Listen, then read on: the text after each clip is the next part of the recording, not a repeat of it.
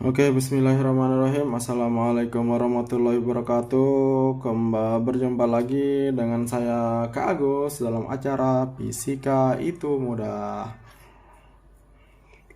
Sekarang kita akan membahas kisi-kisi atau soal tentang dinamatika.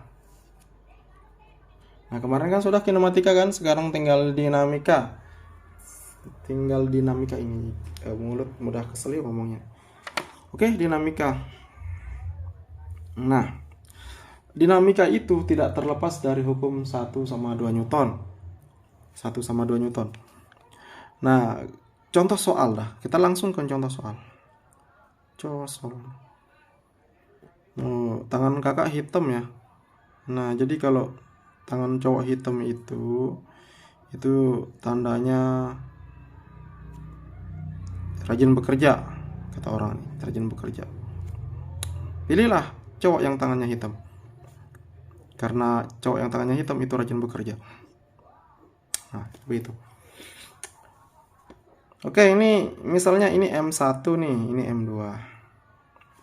Dimana M2 itu lebih besar daripada M1. Nah, ini. Nah, terus kita disuruh untuk mencari nilai A, tentukan nih. Tentukan nilai A atau percepatannya. Nah, untuk menjawab soal seperti ini, kita harus menguraikan gaya-gayanya. Oke, jawab nih, jawab. Kakak gambar ulang ya. Nah,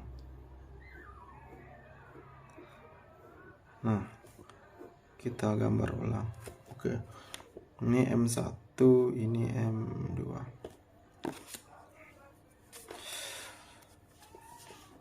Oke, yang namanya kalau ada massa pasti ada berat kan. Nah, beratnya kemana? Beratnya ke bawah. Jadi berat itu selalu menuju bumi. Ini kakak kasih nama ini W2 dah. Ini W2, ini W1. Nah, sekarang talinya tegang nggak? Tentu tegang. Nah, ini ada namanya tegangan tali nih. Ini T2, ini T1. Ini T2 atau T1. Nah, T2 sama T1.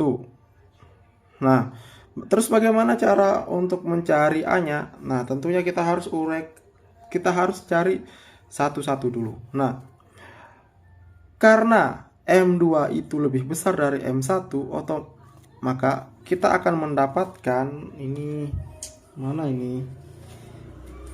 Pulpen kakak yang satuan. Oh, ini dah, biar dia kelihatan. Nah, sehingga sistem ini akan bergerak ke sini. Nah, ini akan bergerak ke bawah nih. Bergerak ke bawah, terus ini akan bergerak ke atas. Nah, ini akan menentukan nilai A-nya. Nah, ini A, ini A. Nah, kita akan sepakati sekarang. A yang ke atas itu akan bernilai positif nih. A yang ke bawah akan bernilai negatif. Boleh nggak yang A-nya positif, yang A-nya ke bawah itu positif, terus A-nya yang ke atas itu negatif? Boleh. Terserah kalian. Terserah kalian. Tapi harus konsisten. Kalau A yang ke bawah itu kalian anggap positif, berarti harus konsisten untuk penentuan tandanya. Kalau yang ke atas itu kalian mau yang negatif, juga harus konsisten. Tapi kakak sarankan kalian itu berdasarkan koordinat kartesius saja. Nah, seperti ini. Kalau ini ke atas ini kan ini sumbu Y nih. Ini sumbu Y, ini sumbu X. Nah, ini positif, ini negatif. Ini positif, ini negatif. Nah, kalau mau seperti ini aja. Itu yang kakak sarankan. Tapi kalau enggak mau, yang enggak apa-apa. Oke, setelah ini. Nah, kalian lihat sistem yang ini pertama dulu. Kita bagi dia menjadi dua sistem. Nah, ini kakak anggap ini sistem pertama nih. Ini sistem pertama. Nah, jadi persamaan 1. Nah, sistem pertama. Tadi kan kita sudah membuat nih, yang ke atas itu positif, yang ke bawah itu negatif. Nah, kita pakai hukum 2 Newton nih. Sigma F sama dengan M kali A. Nah, ini hukum 2 Newton. Nah, di sini kan yang di atasnya apa? T kan? Nah, berarti di sini T2 nih. T2 karena dia berada di sumbu positif yang ke atas. yang ke bawah negatif. Berarti di sini min W2 sama dengan M kali, nah A-nya bernilai apa? Negatif, min A. Nah, sehingga T2 sama dengan, ini pindah ruas ke sini jadi positif kan? W2 sama dengan min M kali A. Nah, inilah persamaan yang pertama. Nah, persamaan pertama. Nah, sekarang kita lihat sistem yang kedua nih. Sistem yang kedua nih. Nah, ini sistem kedua. Nah, ini kedua, ini pertama. Oke, sistem yang kedua. Nah, kakak tulis di sini aja dah biar kelihatan. Nah, kita tetap pakai